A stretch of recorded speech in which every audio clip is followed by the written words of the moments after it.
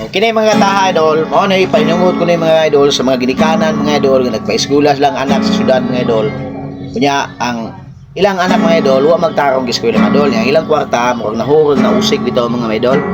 Kung mao na kung kanta mga idol, lahi na gyud karon ang panahon nga ginikanan pirming sa buton kay mga anak inig bangon largo cellphone. Na gani nga sugon masuko dayon unya sa puton kung inubugson magtubag-tubag sila dayon.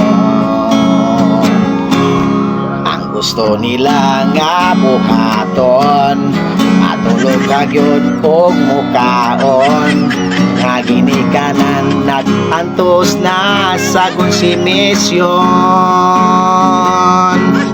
Kunya si Inday nilarga na sa syudad siya nag-eskwela apanaon sa bakaron siya ni pauli na.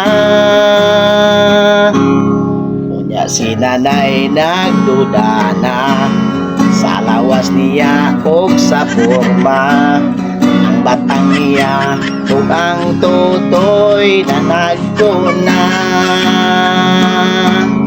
Unya si Inday nilarga na sa syudad siya nag-eskwela apanaon sa bakaron siya ni pauli na. Mao nga si nanay nagduda na sa lawas niya og sa forma ang batang niya ug ang tutoy na nagkuna. La disgrasya